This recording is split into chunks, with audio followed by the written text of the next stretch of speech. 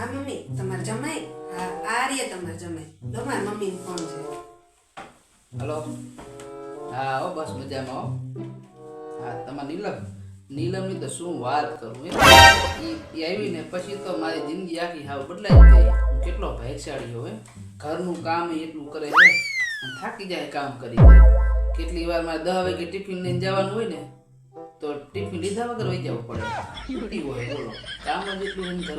હમણાં એક દી મને કહે કે શિયાળો હોય ને તો તમે રોટલો ખાઈશો? મેં કીધું કાંઈ વાંધો ને બનાવી.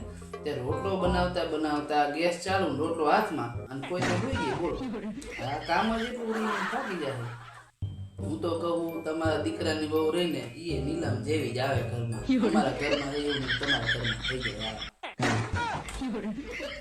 આ તમે મારા વખાણ કરતા હતા, ભૂલો કાઢતા હતા.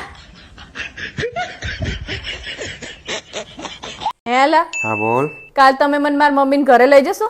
ના, કોક દિવસ આ પાડો કે ઘસી ન જાઓ. 19 વર્ષ પહેલા બાપા એક વખત આ પાડી હતી. તાનનો અલાદીનના ચિરાગની જેમ રોજ ગહાતો જ જવું. માપ રાખો. એક દાડો કે મામાને ઘરે જવું, એક દાડો કે માસીને ઘરે જવું, એક દાડો કે મમ્મીના ઘરે જવું. આંભરો નેલા હા બોલ. માર ભાઈ ની આવે હે ને તે ચોખામ જોઈને તો તનેરા દેખાય હે તો નવા લઈ આવ. એમાં નવા ના લેવા જવાના હોય. જીરા રાઈસ કરી નાખ. તારા ભાઈ તો ઈના જ લાયક છે. હેલા હા બોલ. આપણે સવારમાં નાતી વેરાય ગરમ પાણીમાં ઠંડુ પાણી નાખી તો ગરમ પાણી ઠંડુ થાય કે ઠંડુ પાણી ગરમ થાય? તારે હવાઈ મતલબ છે કે આ બધી ચર્ચા કરવાની મતલબ છે? પૂછું તમે તારા સવાલનો તું બે પક્કા ઉભો. હે ભરત, તમને કહું છું, હા બોલ ને બાપા, શું છે તારે? તમે મારા માટે પતંગ લાવી દેશો? આ તને પતંગ ઉડાડતા આવડે છે પેલા?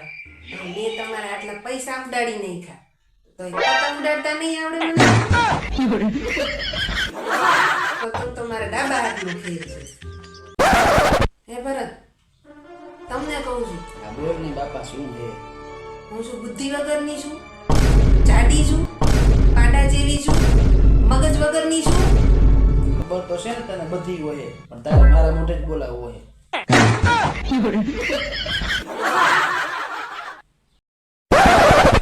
નીલમ આજ તો થાકી ગયો, દવાખાને ગયો તો ને. શું કીધું ડોક્ટરે? ડોક્ટરે કીધું કે પોતા માટે સમય કાઢો. જો હું તમને કહી દઉં, ખાલી પોતા માટે જ નહીં, તમારા વાસણ ને કચરા માટે ટાઈમ કાઢવો પડશે. એ ડોબી, પોતા એટલે પોતાના માટે કીધું છે. બોલો ને તારે. તારા કચરા પોતા વાસણ હાથું નહીં, આ તો નકરું કામ જ કરાવવું હોય મારી પાસે.